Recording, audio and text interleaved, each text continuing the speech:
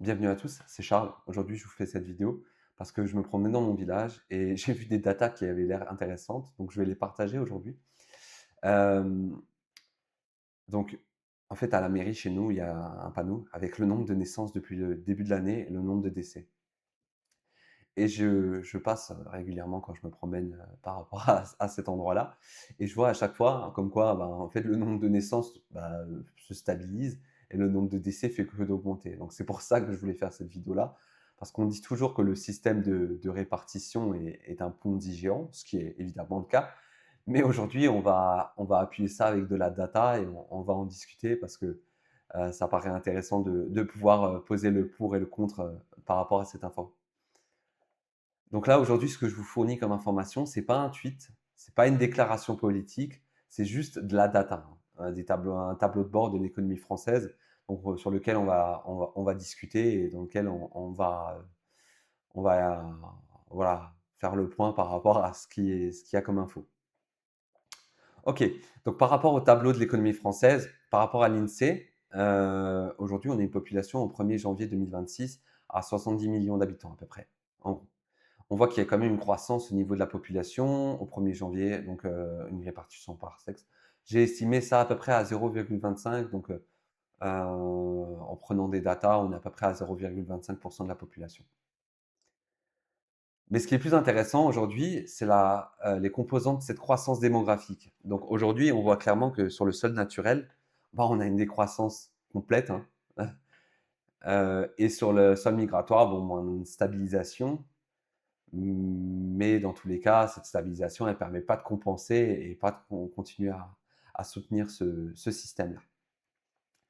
Et là, on regarde la data qui est intéressante, c'est là qu'on va sur cette partie-là, le nombre de naissances vivantes et décès en sol naturel. Donc, sol naturel, c'est des personnes qui sont déjà sur le secteur. On voit clairement qu'en fait, il y a une décroissance du nombre de naissances et il y a une croissance du nombre de décès.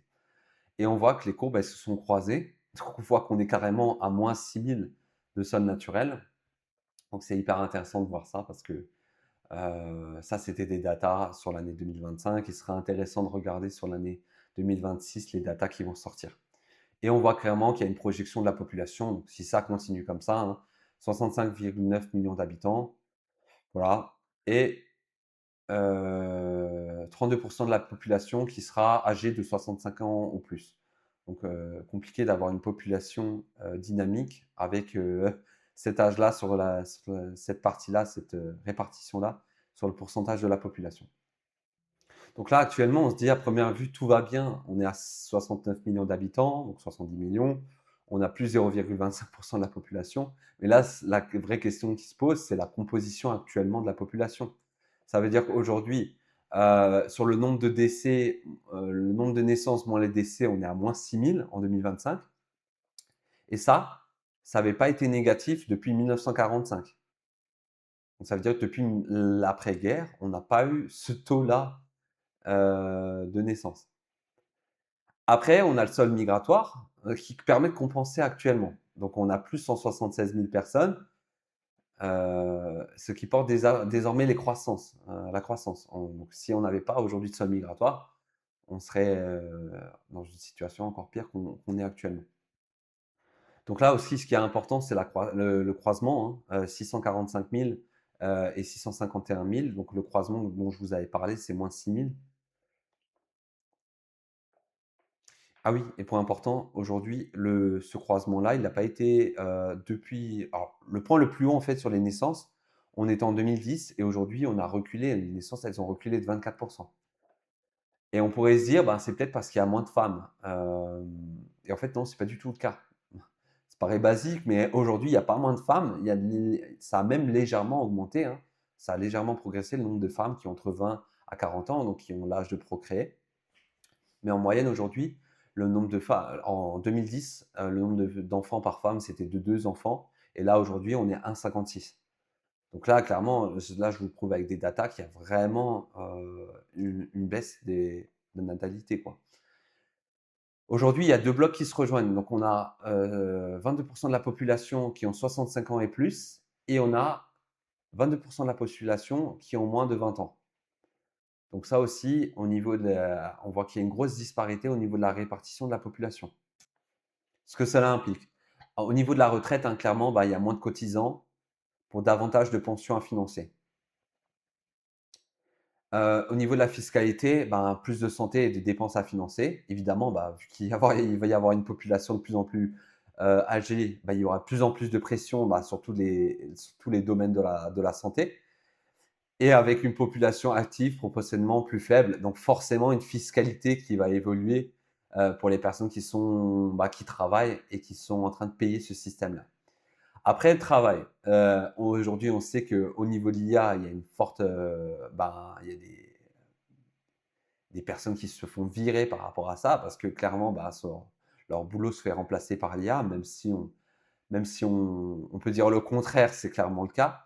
Et il y a des pénuries de compétences dans certains domaines. Donc ça veut dire qu'il y a des pénuries de compétences dans certains domaines et des personnes qui se font, licencier, qui se font remplacer par l'IA. Et là, aujourd'hui, bah, ce que cela implique aussi, c'est, au niveau du patrimoine, il faut pouvoir créer vraiment, son propre patrimoine pour pouvoir en dépendre parce on n'a aucune garantie de ce que l'État pourra nous proposer, bah, à la fin, en fait, de toute cette période-là. Bon, là, j'ai écrit: «Même une politique parfaite prend une génération». En gros, on habite en France, on sait que la politique, elle est pas parfaite. Les hommes politiques, hein, c'est pas des hommes, d'État, c'est juste des politiciens qui veulent se faire réélire. Donc eux, ils ont aucun intérêt à changer le système actuel. Donc en gros, quand on regarde au niveau de la réforme, la fiscalité, la natalité, l'immigration, la productivité, eux, ils veulent rien changer. Et même s'ils changeaient quelque chose, donc on va dire, on va partir sur l'hypothèse la plus favorable. Ils changent quelque chose, ils mettent quelque chose en œuvre, ça va prendre 5 ans pour être adopté. Le premier effet seront vus dans 20 ans. Donc ça veut dire que clairement, là, on est en train de payer les choix qui ont été faits il y a 20 ans. Et aujourd'hui, on part sur des choix, ben, si la situation ne change pas, et ce qui ne va pas être le cas parce que les hommes politiques veulent se faire élire et il ne faut surtout pas changer la situation, bah, on est clairement sur un mur. Et aujourd'hui, la modification, il faut qu'elle vienne de soi-même, hein. C'est des choix qui vont être individuels.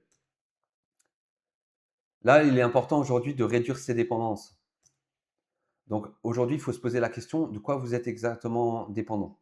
Est-ce que vous êtes dépendant d'un seul salaire, d'une seule banque, d'une seule entreprise, d'une seule classe d'actifs, d'une retraite publique future, d'un seul pays, d'une seule réglementation? Aujourd'hui, et pour optimiser sa résilience, il faut se poser ces questions-là pour optimiser tout ça. Et du coup, au niveau des 5 étapes dans l'ordre, il faut déjà comprendre de quoi vous dépendez. Après, il faut se faire une marge de sécurité, donc ça veut dire une épargne disponible en permanence. Baisser le taux d'endettement, donc si aujourd'hui vous êtes, vous faites beaucoup de dettes, bah, il faut un maximum limiter ces dettes-là et prendre des protections adaptées. Là, il est aussi important, le 3 et le 4, on est à peu près sur la même chose, donc développer plusieurs moteurs, des revenus, des compétences, la diversification cohérente et aussi, en plus de ça, investir dans ses capacités d'adaptation pour après justement développer plusieurs moteurs. Et le point 5, le plus important d'après moi, c'est mieux s'entourer pour décider hors bruit. On sait aujourd'hui que les médias, ils parasitent, le cerveau des personnes. Donc ça veut dire, on leur apprend comme quoi la bourse, c'est risqué. Dès qu'il y a une petite chute sur la bourse, par exemple, c'est de nouveau, la crise économique qui redémarre. En gros, on voit clairement qu'aujourd'hui, la crise, c'est plus au niveau de l'État français que de l'économie mondiale. Là, aujourd'hui, si vous êtes capable de regarder, le nombre de naissances, et le nombre de décès, sur l'an dernier, ça pourrait être intéressant de pouvoir me communiquer ça et de les mettre en commentaire pour qu'on puisse voir aujourd'hui, bah, si c'est juste chez moi c'est juste une anomalie, locale qui est chez moi ou si c'est quelque chose de plutôt global, dans vos villes ou dans vos villages aussi. Bah, si ce que je t'ai présenté, ça t'a intéressé, n'hésite pas à t'abonner, à laisser un like, parce qu'à ce qui paraît, ça compte quand même. Et si tu ne sais pas par où commencer sur la partie investissement et que tu souhaites vraiment te former avec un trader indépendant qui, lui, est certifié AMF, n'hésite pas à cliquer sur le lien en description. Je vais faire du contenu et l'objectif, ça va être de vous apprendre justement, justement à comprendre ce que vous faites, protéger votre capital et construire en fait du patrimoine sur le long terme. Voilà. Ça s'adresse à des personnes de 20 ans comme à des personnes de 40 ou de 50 ou de 60. Donc n'hésite pas à cliquer sur le lien en description et on se retrouve de l'autre côté.